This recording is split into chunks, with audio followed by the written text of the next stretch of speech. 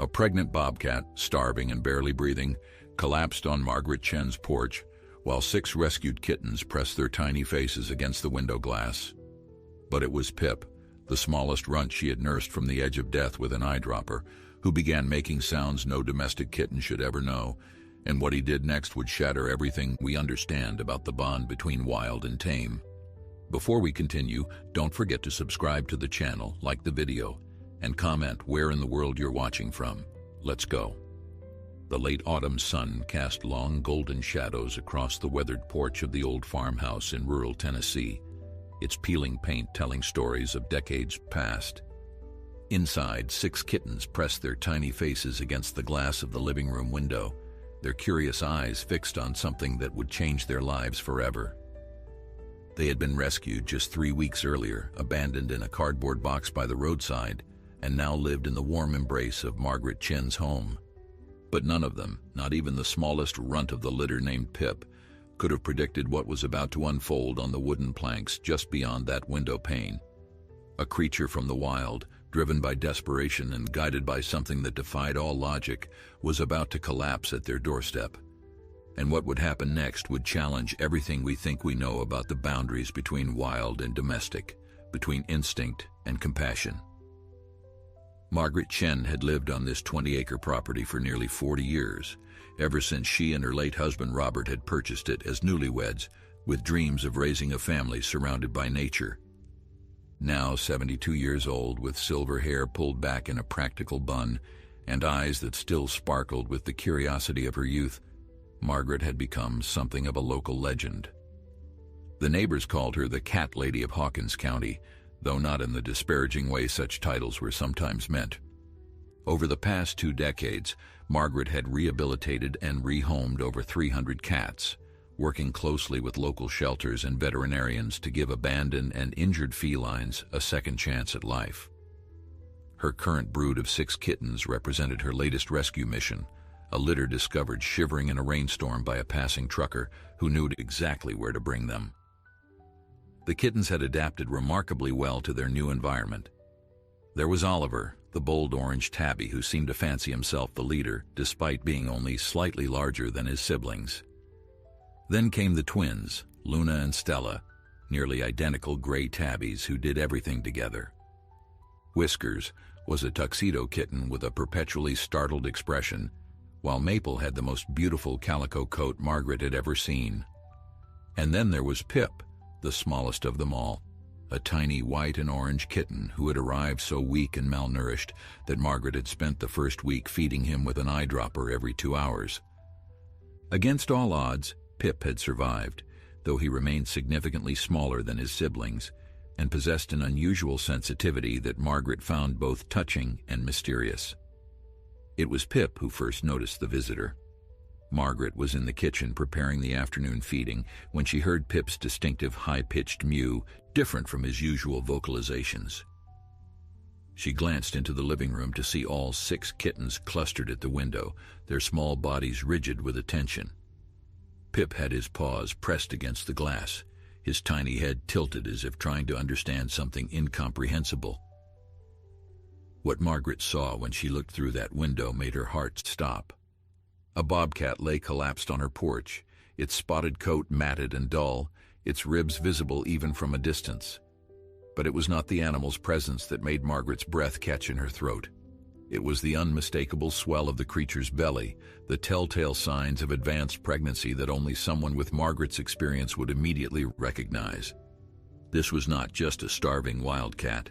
This was a mother-to-be who had somehow found her way to a human dwelling in her most desperate hour. Margaret had encountered bobcats before on her property. Living on the edge of the Cherokee National Forest, such sightings were not uncommon. But in all her years, she had never seen one approach a human structure, let alone collapse on a porch in broad daylight. Bobcats were notoriously elusive creatures, preferring to keep their distance from humans and conducting most of their business under the cover of twilight. For one to appear like this, in this condition, something had gone terribly wrong. She reached for her phone to call Dr. James Hartley, the local wildlife veterinarian who had become a trusted friend over years of collaboration. But even as she dialed, Her eyes remained fixed on the motionless form on her porch, watching for any sign of breathing. The bobcat's flank rose and fell almost imperceptibly, confirming that life still clung to her broken body. The kittens remained at the window, unusually quiet. Even Oliver, who typically dominated any gathering with his boisterous personality, seemed subdued. But it was Pip's behavior that struck Margaret most profoundly. The tiny kitten had not moved from his position, his eyes locked on the fallen bobcat, with an intensity that seemed far beyond his young age. He pressed closer to the glass, as if trying to reach through the barrier separating him from the creature outside. Dr. Hartley answered on the third ring. "James, it's Margaret. I have a situation here that you need to see. There's a pregnant bobcat collapsed on my front porch, and she doesn't look good." The veterinarian's voice shifted immediately from casual greeting to professional concern. "A pregnant bobcat? Margaret, don't approach her. Even in a weakened state, she could be dangerous. I'm on my way, but it'll take me at least 20 minutes. Can you describe her condition?" Margaret described what she observed: the visible ribs, the matted fur, the complete lack of response to the kitten's movement at the window. As she spoke, she noticed something that made her pause mid-sentence. Pip had begun pawing at the window frame, not in the playful way kittens typically did, but with purpose. He was trying to find a way out. Margaret, are you still there?" "Yes, sorry. It's just one of my kittens is acting strangely. He seems fixated on the bobcat. Keep him away from the windows. The last thing we need is for your kittens to stress her further. I'm getting in my truck now." After ending the call, Margaret turned her attention back to the window. The other kittens had begun to disperse, their attention spans reaching their natural limits. But Pip remained, and now he was making a sound Margaret had never heard from him before. A low, persistent trill that seemed almost like he was trying to communicate with the unconscious creature on the porch. Outside, the bobcat's ear twitched, just barely, as if somewhere in her exhausted consciousness she had heard something that mattered. The 20 minutes before Dr. Hartley's arrival felt like hours. Margaret positioned herself where she could observe both the bobcat on the porch and Pip at the window, fascinated and unsettled by the connection that seemed to exist between them. The tiny kitten had not moved, had not eaten, had not played with his siblings as they tumbled about the living room. He simply sat there, his small body pressed against the glass, emitting that strange, trilling sound every few moments. And each time he did, Margaret could swear she saw the bobcat's ear twitch in response. She had read enough about animal behavior over the years to know that interspecies communication was not as rare as most people believed. Cats of all sizes shared common ancestry and similar vocal patterns. But this felt different. This felt intentional, as if Pip, the smallest and weakest kitten she had ever nursed back to health, was somehow calling out to this wild creature, telling her that help was coming. The sound of tires on gravel announced Dr. Hartley's arrival. Margaret watched through the kitchen window as the veterinarian's white pickup truck pulled up the long driveway, kicking up clouds of autumn dust. James Hartley was a tall man in his early 50s, with graying temples and the kind of calm demeanor that came from decades of working with unpredictable animals. He emerged from the truck carrying a large case of equipment and a catch pole, though Margaret hoped the latter would not be necessary. She met him at the side door, not wanting to disturb the bobcat by opening the front entrance. "James, she's still breathing, but she hasn't moved at all. And James, she's definitely pregnant. Very pregnant." The veterinarian nodded, his expression grave. "Pregnant bobcats don't just collapse on porches, Margaret. Something catastrophic has happened to her. Let me take a look, but stay inside. If she wakes up disoriented, things could get dangerous fast." From her position at the side window, Margaret watched as James approached the porch with practiced caution. He moved slowly, keeping his body low, speaking in a soft, continuous murmur that she could not quite hear. The bobcat did not stir. When he finally reached her, he knelt down and began a careful examination, his hands gentle as they checked her vital signs. After what seemed like an eternity, James looked up toward the window where he knew Margaret was watching. He shook his head slowly, and Margaret felt her heart sink. But then he held up one finger, signaling her to wait, and returned his attention to the animal, When he finally came inside through the side door, his face carried the weight of difficult news. She's severely dehydrated and malnourished. Based on her condition, I'd estimate she hasn't eaten in at least a week, maybe longer. Her paw pads are raw, like she's been traveling long distances on rough terrain. And Margaret, she gestured toward his own abdomen. She's very close to giving birth, maybe days away if she survives that long. Margaret sank into a kitchen chair, her mind racing. How did she even get here? Bobcats don't seek out human help. James pulled off his gloves and sat across from her. I have a theory, but you're not going to like it. I've been hearing reports from the eastern part of the county about illegal logging operations pushing deeper into the forest. If her territory was destroyed, if her den was compromised, she might have been wandering for days trying to find a safe place to give birth. Pregnant females become desperate when their nesting instincts are thwarted. But why here? Why my porch? I don't know. Maybe she smelled your cats and associated the scent with safety somehow. Maybe she was simply too exhausted to go any further, and this was where she collapsed. Or maybe, and James paused, running a hand through his hair, maybe there's something we don't understand about animal intuition. At that moment, Pip's trilling sound rose again from the living room, louder and more insistent than before. Both Margaret and James turned toward the doorway. The tiny kitten had not abandoned his post at the window, and now his vocalizations had taken on an almost frantic quality. "What's wrong with that one?" James asked, frowning. "That's Pip, the runt of the litter I rescued 3 weeks ago. He's been acting like this since the Bobcat appeared. It's like he's trying to communicate with her."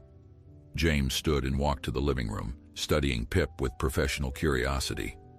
The kitten did not acknowledge his approach, keeping his eyes fixed on the Bobcat outside. His small body trembled with the effort of his continuous calls. "I've never seen anything quite like this," James admitted. "The frequency of his vocalizations, it's almost in the range that wild cats use for distress calls. How would a domestic kitten even know to make that sound?"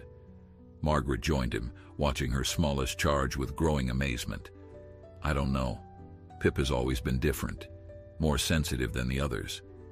When he was at his weakest, barely clinging to life, I used to play recordings of mother cats purring to comfort him. I wondered sometimes if he understood more than a normal kitten should." Outside, something remarkable happened. The Bobcat's eyes opened, not fully, just barely, but enough to reveal amber irises dulled by exhaustion and suffering. Her head turned slightly, orienting toward the window where Pip continued his calls. For a long moment, wildcat and domestic kitten stared at each other through the glass, separated by mere inches and yet by millions of years of evolutionary divergence. Then the Bobcat made a sound. It was weak, barely audible, but James and Margaret both heard it. A low, rumbling acknowledgement that seemed to carry across the barrier between them. Pip's trilling changed, softening into something that sounded almost like comfort. The other kittens, drawn by the unusual sounds, began gathering at the window again.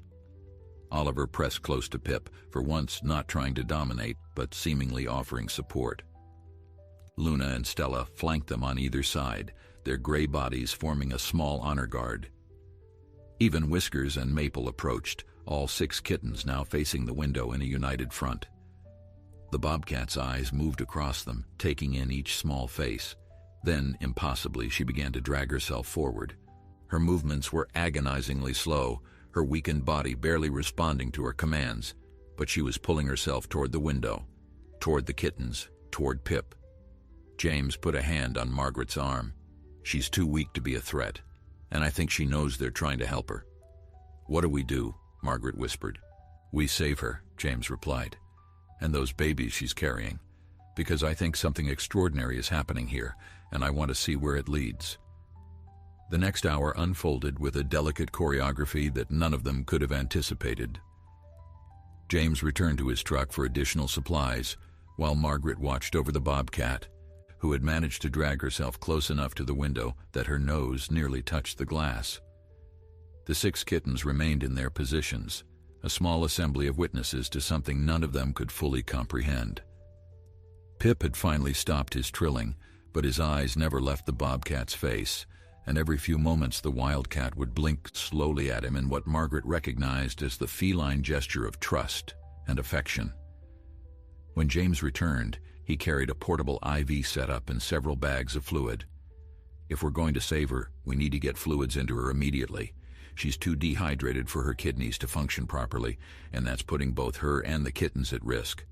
I'm going to sedate her lightly, just enough to keep her calm while I work. Is that safe? With her being pregnant? It's safer than letting her die of dehydration. James prepared the sedative with practiced efficiency. The dose I'm using is minimal. She'll be aware but relaxed. Given how weak she already is, I don't anticipate any resistance. He was right. The bobcat barely reacted when he administered the injection, her body too depleted to mount any defense. Within minutes, her muscles relaxed further, though her eyes remained open, still fixed on the window where the kittens watched. James worked quickly, inserting the IV line and beginning the slow infusion of fluids that would hopefully restore her to stability. Margaret observed from the doorway, close enough to assist if needed, but maintaining the distance James had requested. The veterinarian moved around the bobcat with a gentleness that belied his large frame, checking her temperature, listening to her heartbeat, and carefully palpating her swollen belly. "I can feel at least 3 kittens," he announced, "maybe 4. They're moving, which is a good sign, but she needs nutrition desperately. The kittens are draining whatever reserve she has left. Can we feed her? Not yet. Her system is too compromised. We need to stabilize her with fluids first, then introduce small amounts of food gradually." James sat back on his heels, studying his patient. "Margaret, I have to be honest with you. Even with intervention, her chances aren't great. She's been starving for too long. Her body has started breaking down muscle tissue to survive, and that includes the muscle of her heart." Inside the house, Pip began trilling again, but this time the sound was different. It was lower, more rhythmic, almost like a purr, but with a melodic quality that rose and fell in waves. The other kittens grew still, as if listening to something only they could hear. And on the porch, the bobcat's ears rotated toward the sound, her eyes brightening almost imperceptibly. James looked at the window, then back at Margaret. "What is that kitten doing?"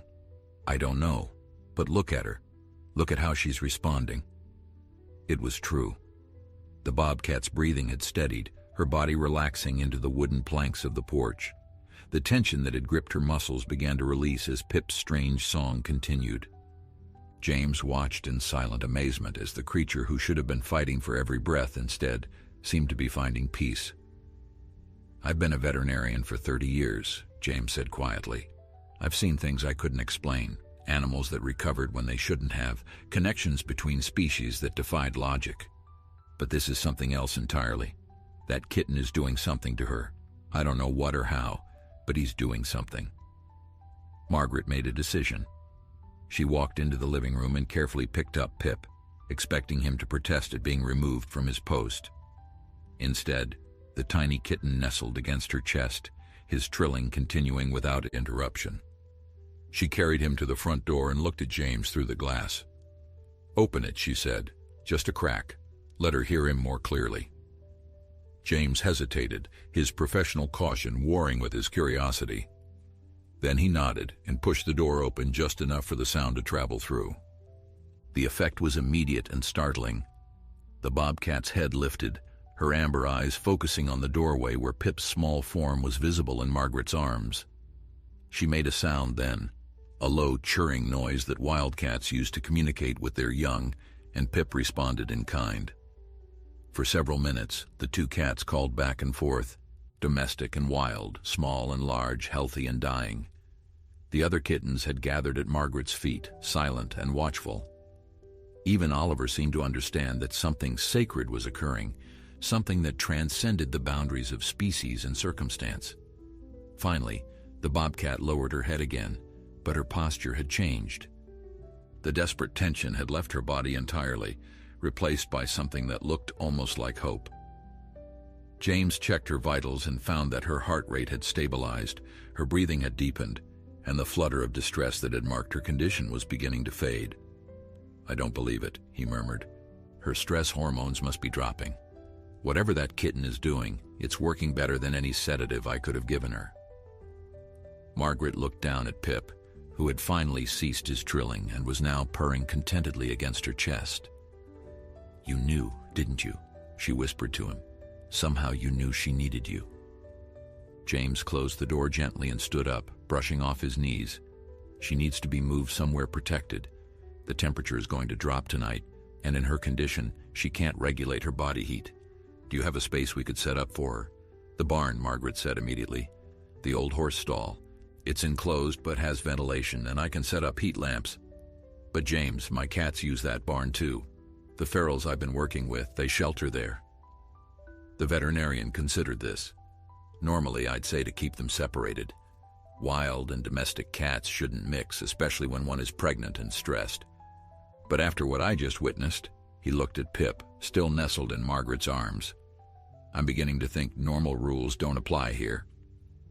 They worked together to transport the Bobcat to the barn, James carrying her carefully, while Margaret went ahead to prepare the space.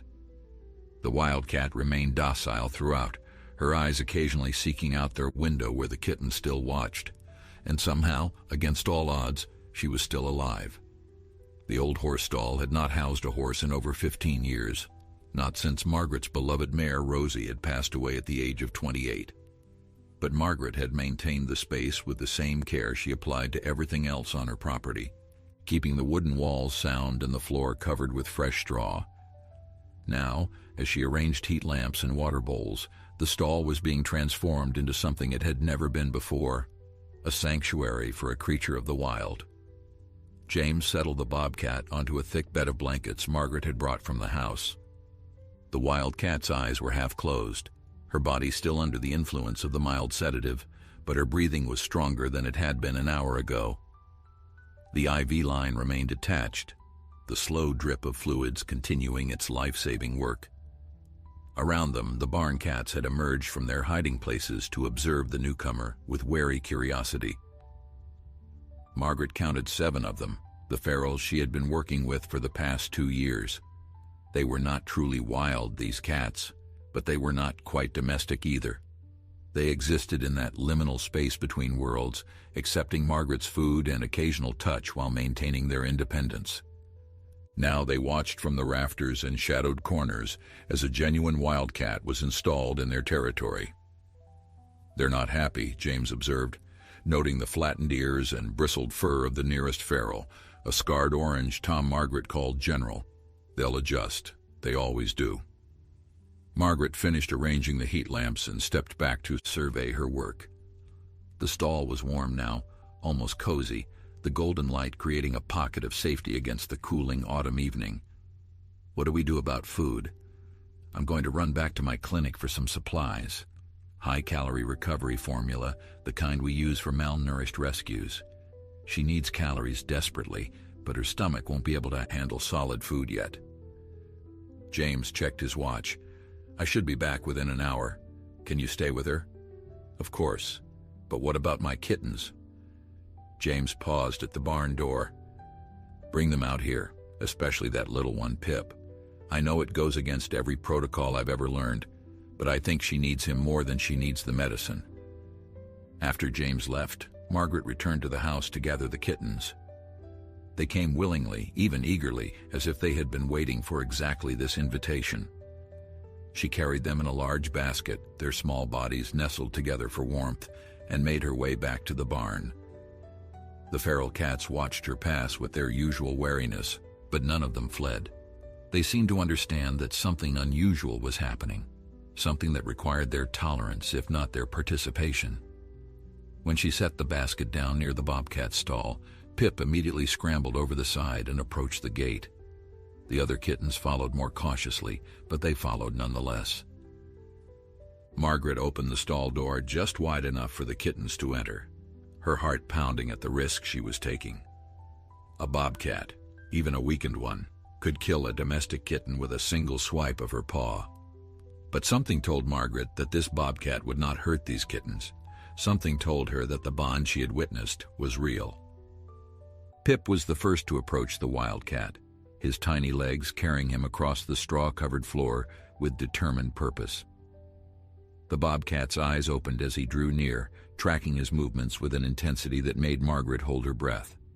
When Pip was close enough to touch her, he stopped and sat down, his small body barely reaching the bobcat's chin. Then he began to purr. It was not the trilling sound from before, but a true purr, deep and resonant for such a small creature. The bobcat's ears swiveled forward, her expression shifting from wariness to something that looked remarkably like wonder. She lowered her great head until her nose was inches from Pip's face, and the tiny kitten did not flinch. Instead, he reached out with one small paw and touched her whiskers. Margaret felt tears streaming down her cheeks, though she could not have said exactly why. There was something so pure about the moment, so utterly devoid of the fear and suspicion that usually governed interactions between wild and domestic animals. Pip had no reason to trust this creature who could end his life in an instant, and yet he trusted completely. And the bobcat, against every instinct that had kept her species alive for millions of years, was accepting that trust. The other kittens began to approach, emboldened by Pip's example. Oliver came first, his usual bravado replaced by careful respect. He settled beside Pip, adding his own small purr to the chorus. Luna and Stella arrived together as they always did, curling up against the bobcat's back, as if she were simply a larger version of themselves. Whiskers and Maple completed the circle, the 6 kittens arranging themselves around the wildcat like a living blanket of comfort and warmth. The bobcat's eyes closed again, but this time her expression was peaceful. Her breathing deepened into the slow rhythm of genuine rest, her body finally releasing the tension that had gripped it for so long. The feral cats in the barn had crept closer, drawn by curiosity, or perhaps by the same inexplicable force that had brought the kittens to the bobcat's side. General, the scarred Tom who trusted no one, actually entered the stall and lay down a few feet away, his eyes fixed on the sleeping wildcat with something that might have been understanding. Margaret found a hay bale and sat down to keep watch. The barn was quiet now, except for the collective purring of 7 small cats and the slow breathing of one large one. Outside, the sun was setting, painting the sky in shades of orange and pink that filtered through the gaps in the wooden walls. Somewhere in the forest beyond the property, the night creatures were beginning to stir, unaware that one of their own had found refuge in the most unlikely of places. When James returned an hour later, carrying bags of supplies and wearing an expression of determined professionalism, he stopped dead in the doorway of the stall. The scene before him defied everything he knew about animal behavior, about the boundaries between species, about the nature of wildness itself. 6 domestic kittens were curled up with a wild bobcat, all of them sleeping peacefully, while feral cats stood guard around them. Margaret looked up at him and smiled through her tears. "I told you Pip was special." The night passed in a vigil that none of them had planned. James administered the high-calorie formula through a syringe, coaxing small amounts into the bobcat's mouth while she remained in her sedated state. Margaret kept the heat lamps adjusted and the water fresh, moving quietly so as not to disturb the kittens who refused to leave their positions around the wildcat. By midnight, the bobcat had consumed nearly a cup of the nutrient-rich liquid, and her vital signs were showing marked improvement. "She's responding better than I expected," James admitted during one of his checks. "Her heart rate is stronger, and the fluid retention is decreasing. Whatever crisis brought her here, she might actually pull through. And the babies?"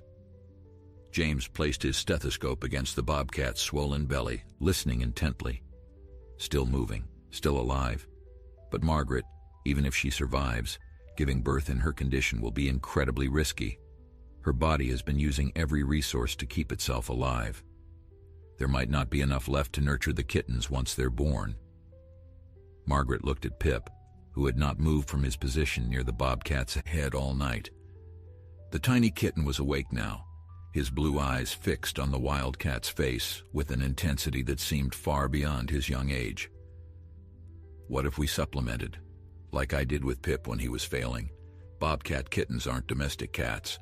They have different nutritional needs, different developmental patterns, and even if we could keep them alive, there's the question of what happens after. Wild animals raised by humans rarely survive in the wild. Then we'll figure that out when we get there." Margaret's voice carried a determination that James had learned not to argue with over their years of collaboration. Right now, we focus on keeping her alive, one crisis at a time.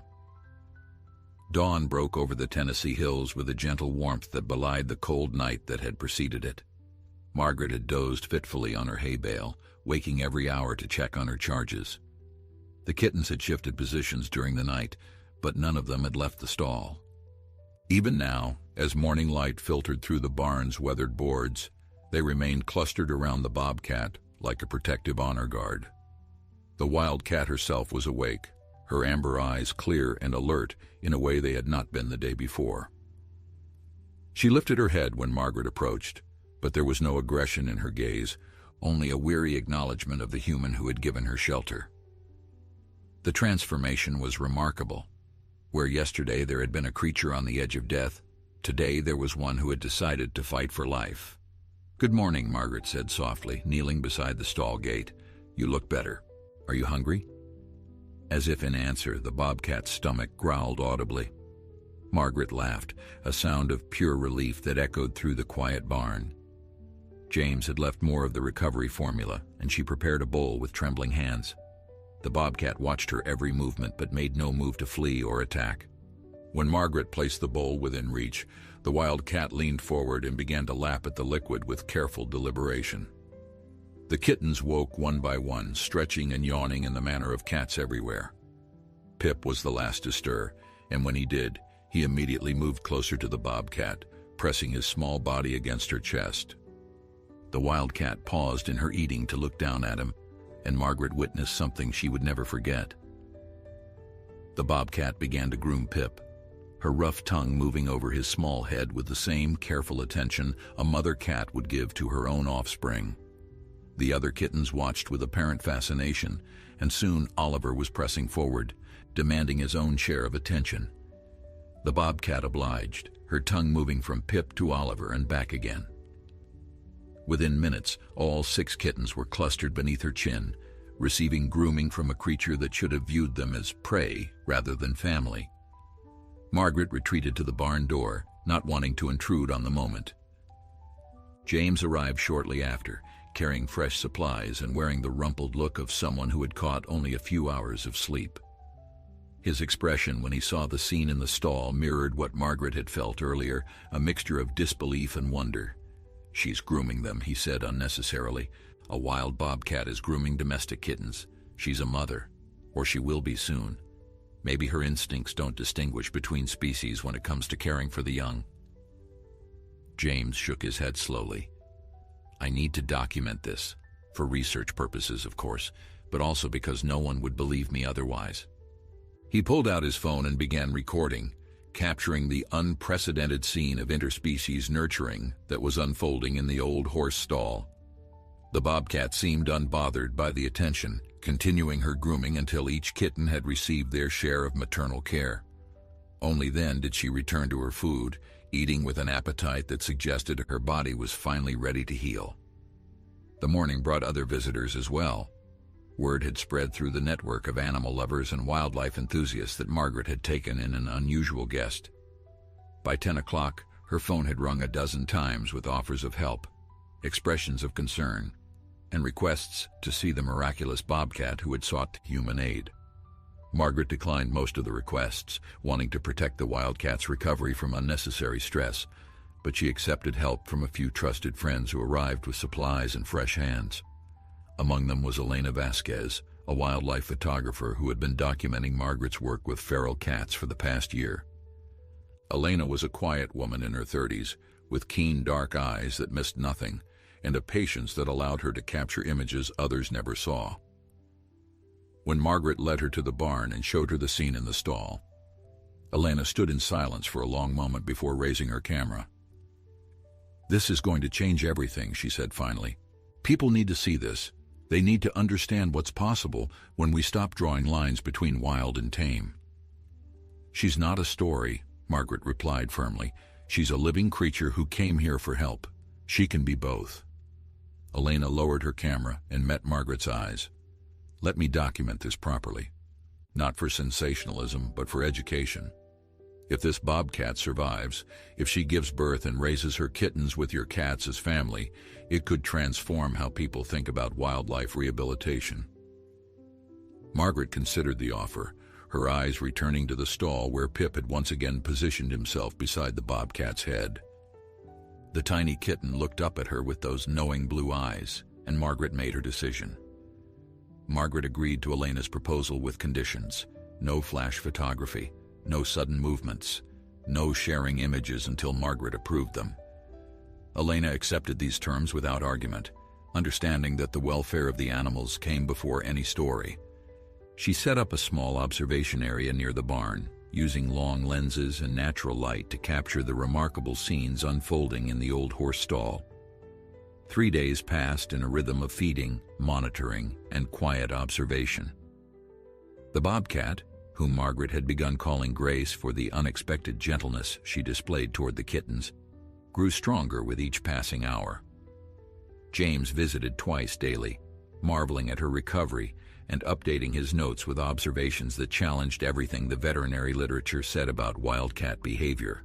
Grace had not only accepted the presence of the domestic kittens, but seemed to actively seek their company, growing restless and anxious when Margaret removed them for their own feeding times. Pip remained her constant companion. The tiny kitten had essentially moved into the stall, sleeping curled against Grace's spotted flank, and waking whenever she stirred. The bond between them had deepened into something that defied easy explanation. When Grace ate, Pip sat beside her bowl, watching with apparent satisfaction. When Grace groomed herself, Pip would contribute his own small tongue to the effort, cleaning the patches of fur she could not easily reach. And when Grace slept, which was often as her body worked to recover and nurture the lives growing within her, Pip slept too, his small purr a constant backdrop to her rest. The other kittens divided their time between the barn and the house, but they visited Grace regularly, each developing their own relationship with the wild cat. Oliver had taken to bringing her small offerings, bits of kibble or interesting leaves he found in the yard, which he would deposit ceremoniously at her feet. Luna and Stella groomed her ears, working together with the same synchronization they applied to everything else.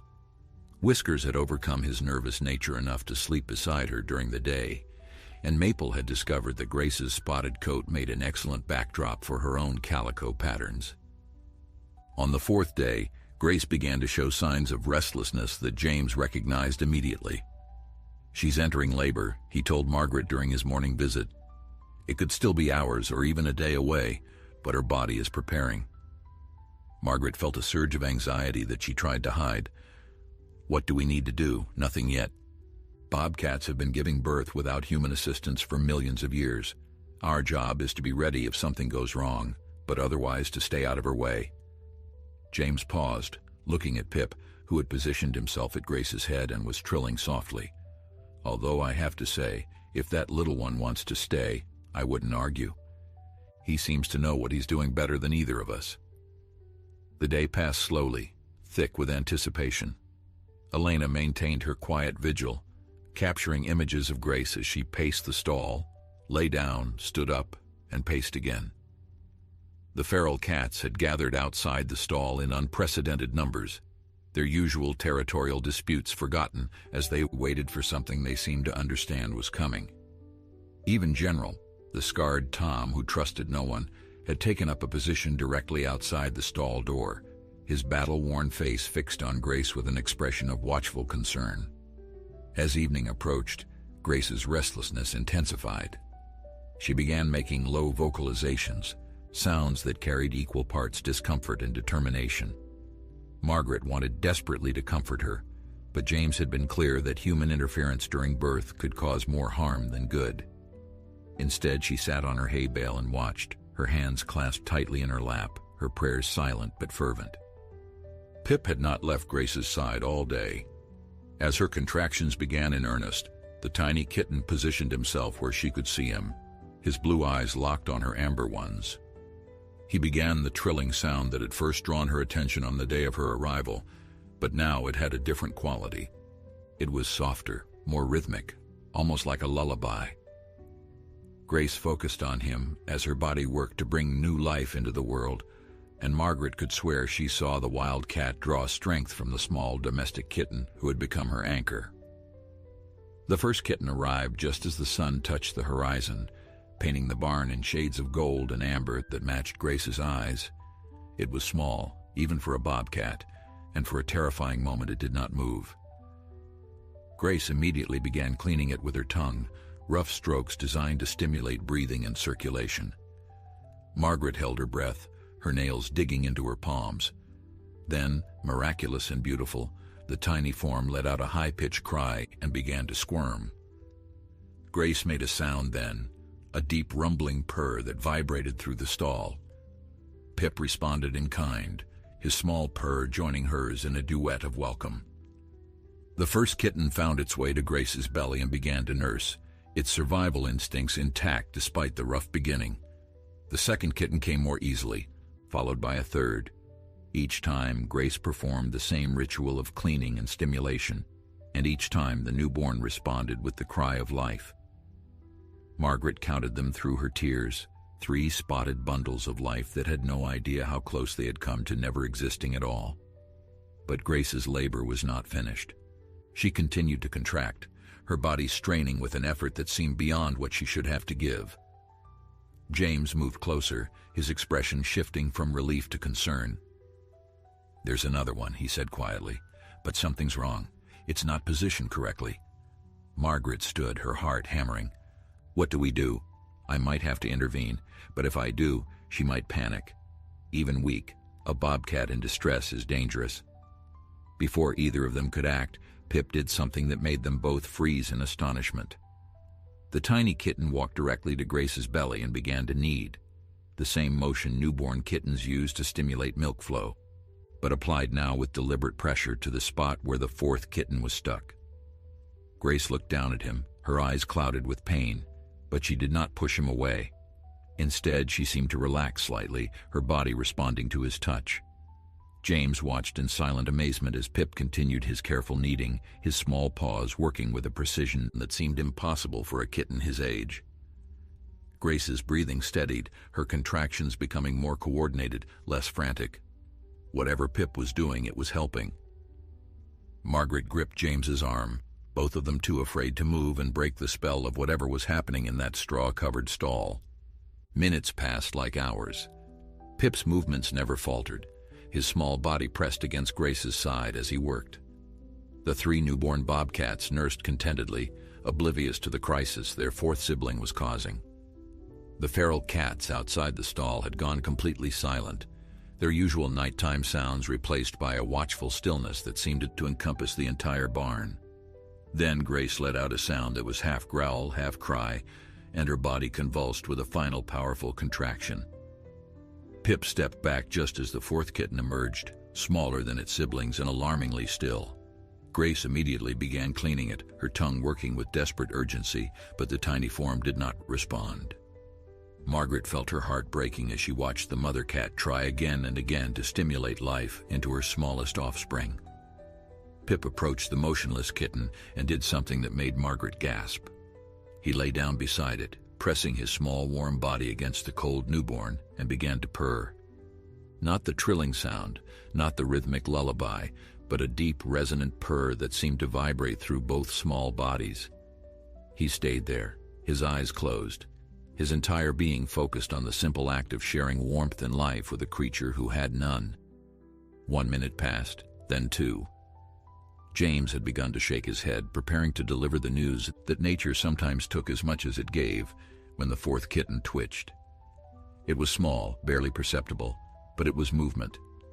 Grace stopped her frantic cleaning, her amber eyes fixed on her smallest offspring. Pip's purr intensified, and the kitten twitched again, then let out a cry so faint it was almost a whisper. The barn erupted in sound. The feral cats yowled in what could only be described as celebration. Grace's purr joined Pip's in a chorus of relief. Margaret burst into tears, and even James had to wipe his eyes with the back of his hand. The fourth kitten was alive, weak but alive, and already beginning its instinctive crawl toward its mother's warmth. "He brought it back," Margaret whispered. "Pip brought it back." James shook his head slowly. "I don't know what he did, I don't know how to explain it scientifically, but yes, that kitten was not breathing, and now it is. That's not something I can argue with. Pip remained beside the fourth kitten as it found its place among its siblings. His small body, a bridge between the wild newborn and the world it had so nearly failed to enter. Grace watched him with an expression that Margaret could only describe as gratitude. The wildcat reached out with one large paw and drew Pip closer, tucking him against her chest alongside her own offspring.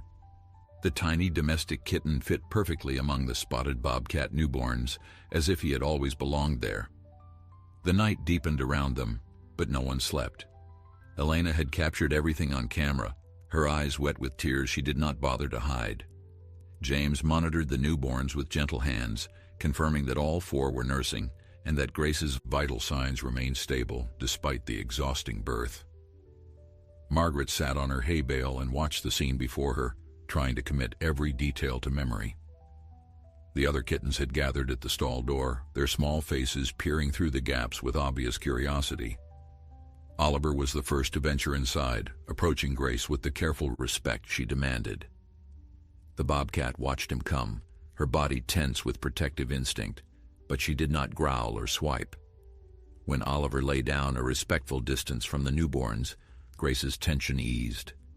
One by one, the other kittens followed, each finding a spot around the perimeter of the birthing area, creating a ring of small warm bodies that added to the heat of the lamps overhead.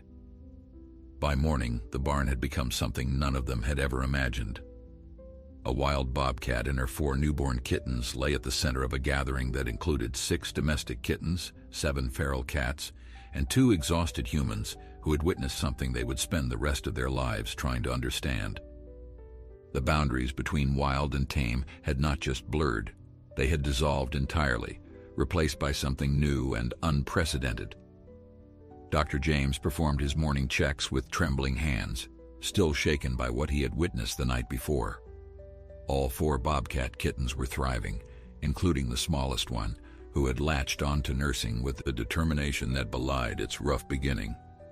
Grace was tired but alert, her eyes tracking every movement in the barn while her body curved protectively around her offspring. "You realize this changes everything," James said to Margaret as they stood outside the stall, watching the impossible family that had formed overnight. "The rehabilitation protocols, the release criteria, the entire framework we use for wildcat conservation. None of it accounts for this. Maybe that's the point." Margaret's voice was thoughtful, her eyes on Pip, who had not left Grace's side since the birth.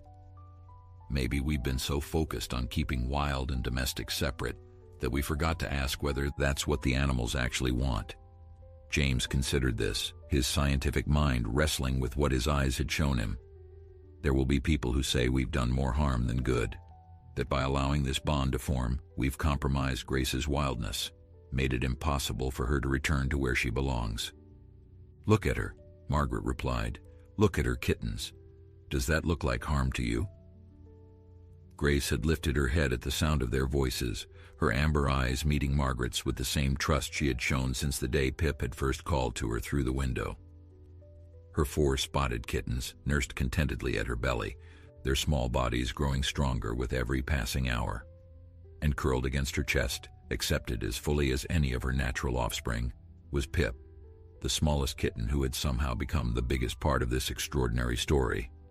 "No," James admitted finally, "it looks like something entirely new, something we have no name for yet." "Then maybe it's time we found one," Margaret said, and she smiled. The weeks that followed the birth transformed Margaret's quiet farm into something she had never anticipated. Word of Grace and her extraordinary family spread beyond the local community, carried by Elena's photographs and the power of social media. The images were undeniably compelling. A wild bobcat nursing her spotted kittens while a tiny domestic cat lay curled among them, accepted as family. Wildlife experts debated the implications. Animal behaviorists offered theories, and thousands of people around the world watched in fascination as the impossible bond between Grace and Pip continued to deepen. Margaret had established firm boundaries for the attention. No visitors without prior approval, no disruption of the animals' routines, no sensationalism at the expense of their welfare. Elena served as gatekeeper, carefully selecting which images to share and which to keep private. The story they told was one of compassion and connection, not exploitation, and Margaret was determined to keep it that way. The Bobcat kittens grew with astonishing speed. At 2 weeks, their eyes opened, revealing the same amber hue as their mothers. At 3 weeks, they began to explore their stall on wobbly legs, investigating the strange domestic kittens who visited daily.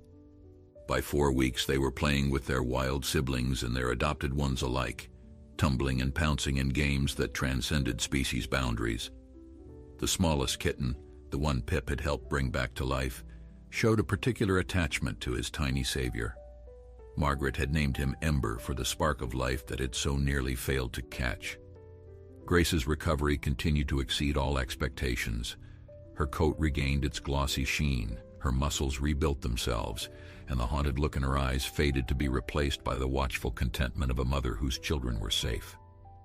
She tolerated Margaret's presence with something approaching affection, accepting food from her hands and allowing her to check on the kittens without protest.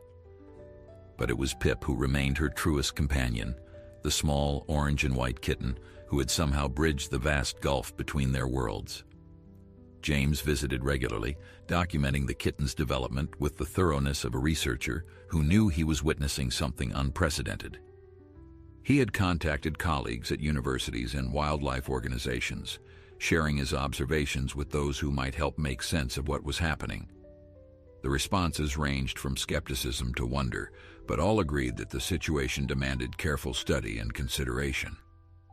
"We need to start thinking about the future," James told Margaret during one of his visits as they watched the kittens play in the expanded enclosure she had constructed.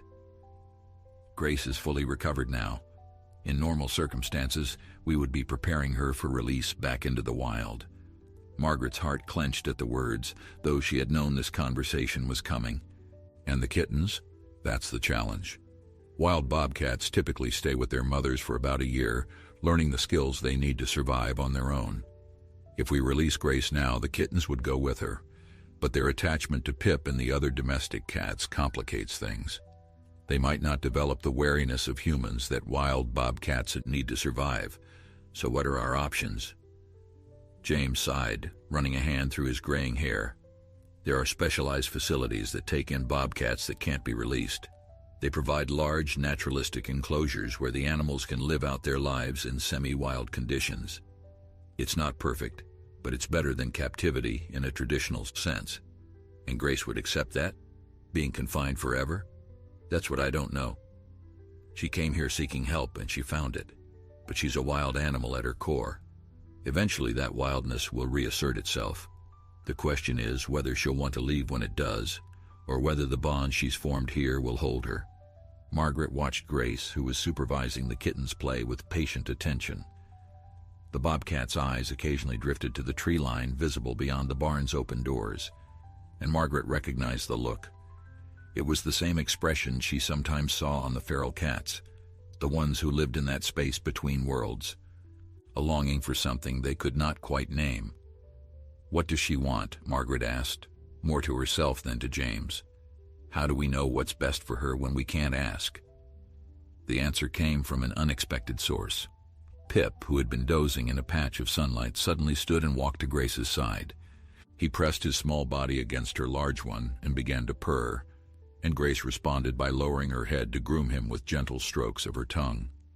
The bobcat kittens abandoned their play to join the ritual, and soon all 5 cats, wild and domestic, were engaged in a mutual grooming session that spoke louder than any words could.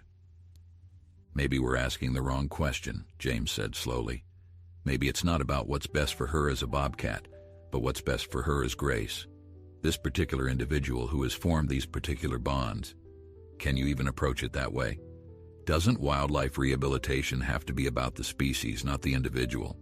"Normally, yes, but nothing about this situation is normal." James turned to face Margaret fully.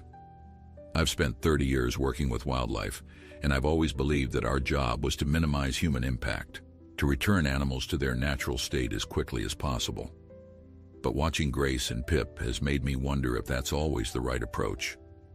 Sometimes the most natural thing an animal can do is form connections, even unexpected ones. The spring sunshine warmed the barn, carrying with it the scent of new growth and possibility. Outside, the world continued its usual rhythms, oblivious to the quiet revolution taking place on Margaret's farm. But inside, in a converted horse stall surrounded by cats of every variety, something new was being born. Not just the Bobcat kittens who grew stronger each day, but an idea, a possibility. A way forward that honored both the wildness Grace had been born with and the bonds she had chosen to form.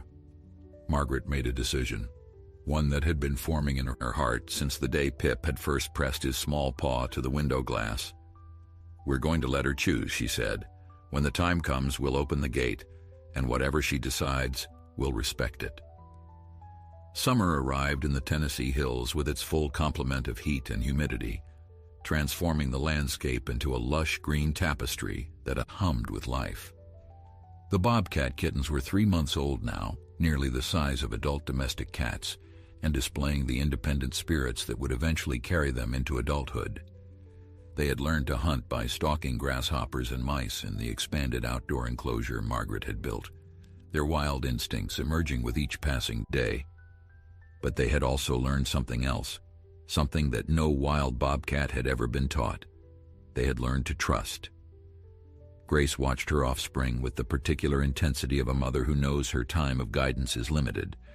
She had begun teaching them the skills they would need, leading them on explorations of the enclosure's boundaries, showing them how to climb and pounce and hide.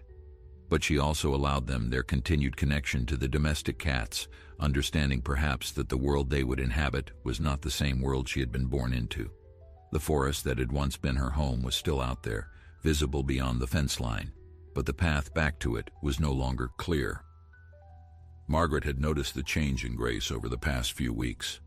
The restlessness that had marked her early recovery had returned, but it was different now. Not the desperation of a starving animal seeking help, but the quiet yearning of a wild creature remembering what it meant to be free. Grace spent long hours staring at the trees, her ears swiveling to catch sounds that human ears could not detect. She paced the fence line in the early mornings, her movements carrying an energy that spoke of instincts too powerful to ignore forever. The time was coming. Margaret knew it, and she suspected Grace knew it too. James had helped her prepare for this moment. The enclosure had been designed with a gate that opened directly onto a wildlife corridor leading into the Cherokee National Forest. When the time came, all Margaret would have to do was lift the latch and step away. Grace would have the choice she deserved, the freedom to walk back into the wild that had shaped her, or the option to stay in the sanctuary that had saved her life. But there was still Pip. The tiny kitten who had grown into a small but healthy cat remained Grace's constant companion. Their bond had not weakened as the Bobcat recovered her strength.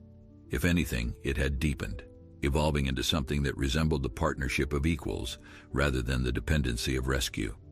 Pip accompanied Grace on her patrols of the enclosure, his small orange and white form a stark contrast to her spotted coat. He slept beside her at night, groomed her face each morning, and played with the Bobcat kittens as if they were his own siblings.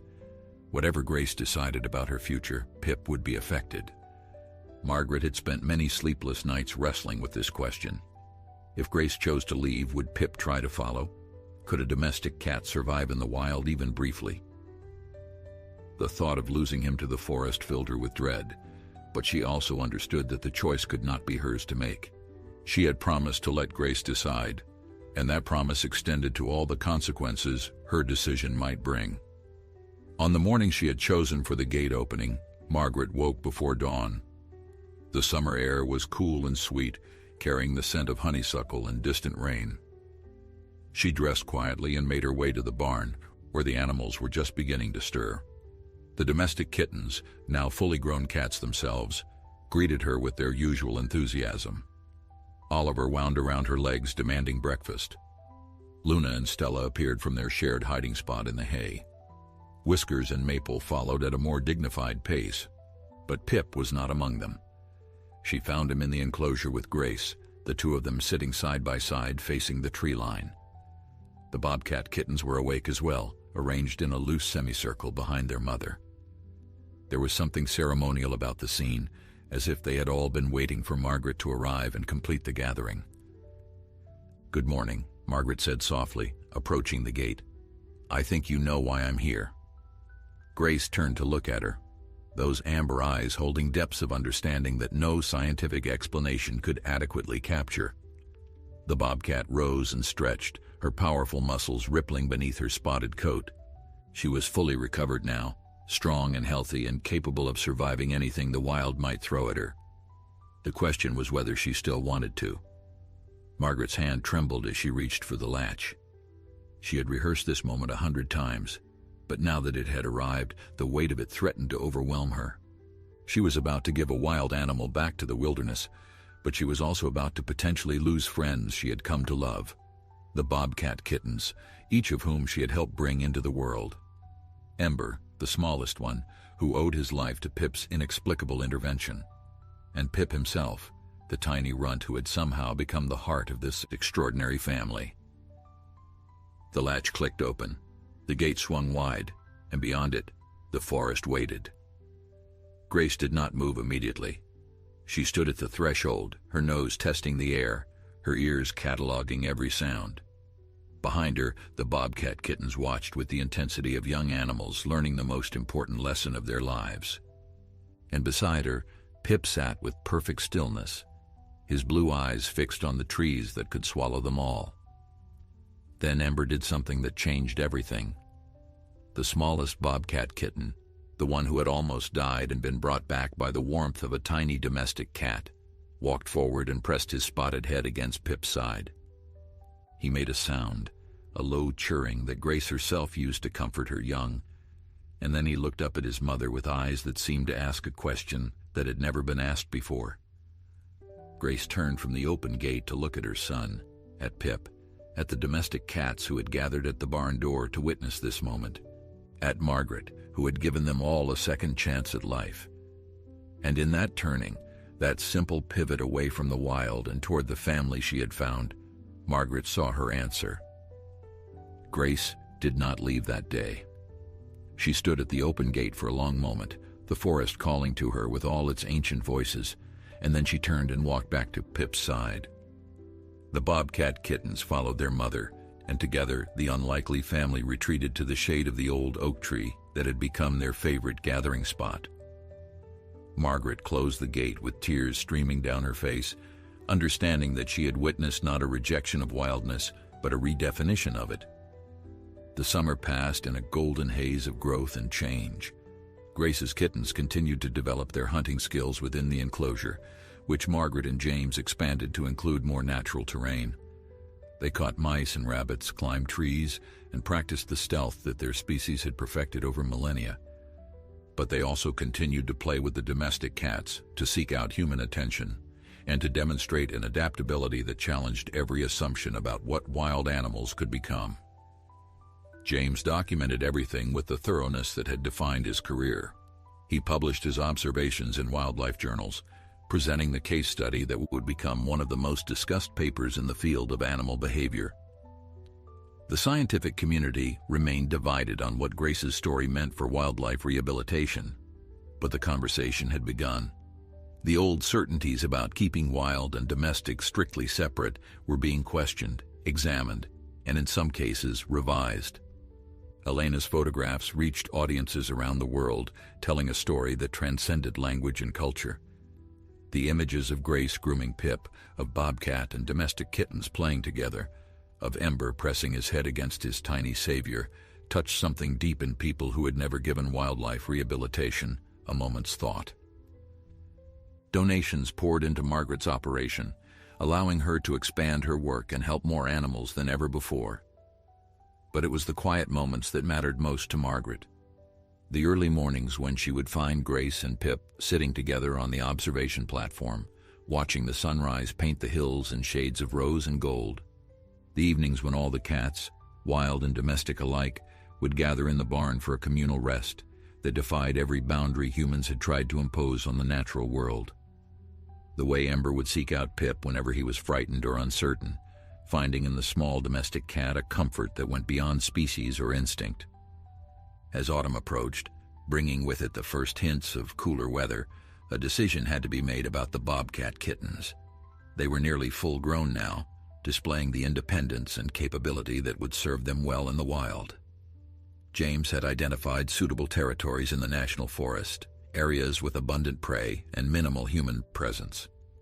The question was whether any of Grace's offspring would choose to claim them. The release was structured differently this time.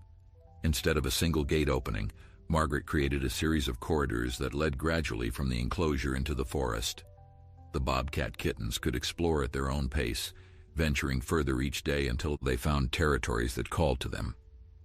It was a process that took weeks rather than a single dramatic moment, but it honored the complexity of what Grace and her family had become.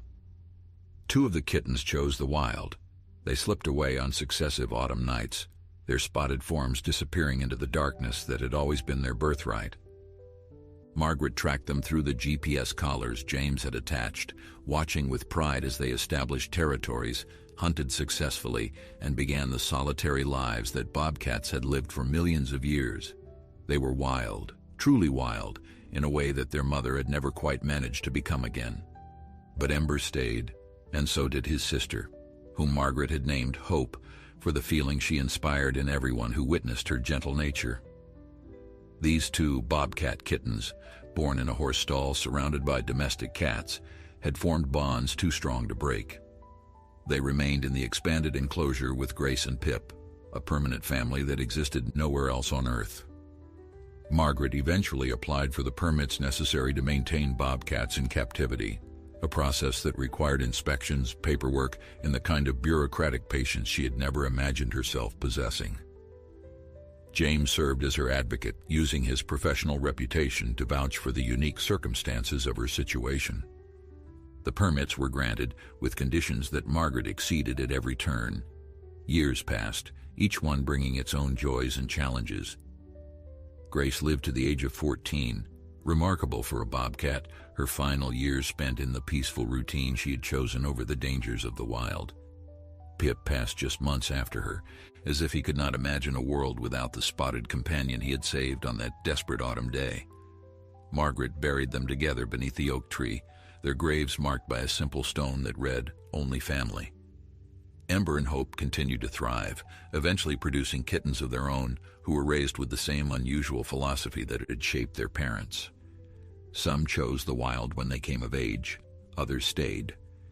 The enclosure grew and evolved, becoming a place that existed between worlds, honoring both the wildness that bobcats carried in their blood and the connections they were capable of forming when given the chance.